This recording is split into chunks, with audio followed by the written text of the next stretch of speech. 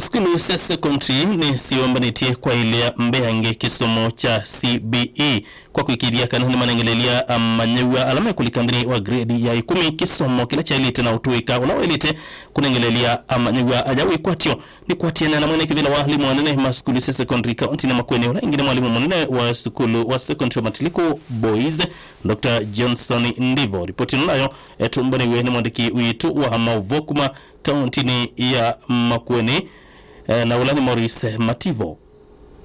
Aina na kuma nani wayo yala withi wa trayo skulu ni wa Matiliko Boys kumanda maniwe ala mena inengo siya madhau kenda kuwaswa skulu ni wa Matiliko Boys Dr. Ndivo sekana skulu wa Matiliko Boys ula unenge toke wango cha national school withi wa yosa maniwe kwa iwango itatu ila ikwithi wa iswa mwandini wa skulu iwango kila serikali yikukita C1 kunenda uvesi ya si ni weta pumbele as of institutions ma GS ni mume uplesi ya siana aku request second placement lakini naenda kwa asia serikali kumeo ninaingie principals ma high schools ngato ngeta senior school madate tunaingia madate ya quicker placement asira menda kubindwa siana sio kula siete tu you then wenda kana kwa Matiliko uko kandete results ya kana kau mwendete balua kwa balaka na etito mundu balua nusuwe na court ila tutumia to take a placement na to take katika system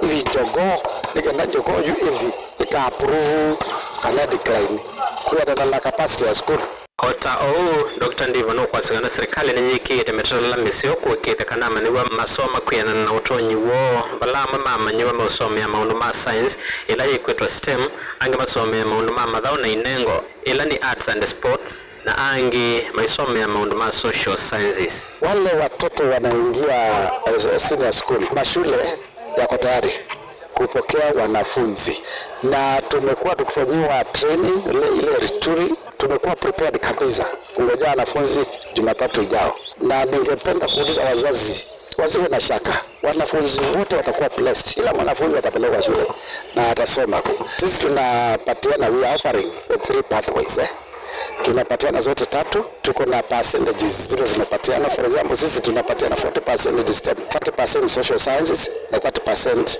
arts and sports. Kisa lugilida ya Mauvo kuma skulu wa Matiliko Boys walawenza wa Makueni County ninye Maurice Mwongela wa Mativo Athia ni FM. Ndungu ya chama cha Wiper Dr. Stephen Kalonzo Musyoka udhisi oneni wa President William Ruto wa kuvindua kwa ndia Kenya yithiwe katikati wa ndili tongo etiki maendeleo ndeta Singapore weta wa President William Ruto ne wa kwenda lucha mwene ndi olwe madina la wisilete ungwe serikali no ya Kenya kwanza ripoti no kuliku etumbani wene Daniel Maingi.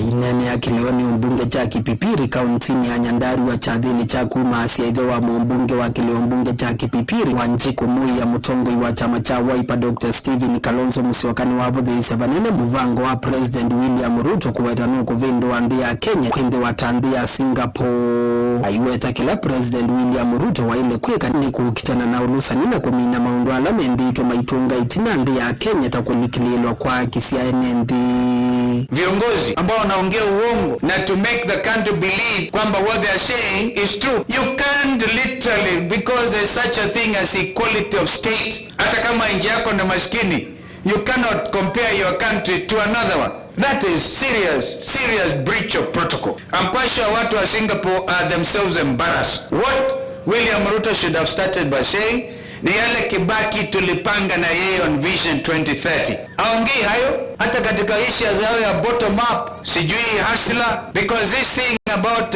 Singapore is a diversionary tactic so that Kenyans can forget the problem we are currently experiencing in terms of leadership, in terms of corruption, in terms of misuse of people's rights, because watu hawezi kukubali watoto wao waendelee kuuawa. Oneni tauyo yumani mbunge wa kileo mbunge cha Matungulu Dr. Stephen Mutinda Mule watawe imwenda President William Ruto akuwe musalava wa maundu alawe ndito itwa isi ovadhuka na miao. Story ya Singapore Kenya hii ni wizi ya kuibia wa Kenya kwa sababu wanajua ile limit ya kuomba pesa kutoka nje imefika mwisho. Hii infrastructure fund unasikia, it's a backdoor borrowing procedure by Kasongo. And Kenyans must know this. This is the worst and the biggest scam which will haunt this country forever. Na wizi inapangwa namna hii. Wajue nani atakuwa contractor wa barabara hizo wanajenga, wapore. Wajue nani anatengeneza hizo dams ili wapore. Wajue nani atatengeneza stima kutoka wapi kwenda wapi, wapore. We must stand firm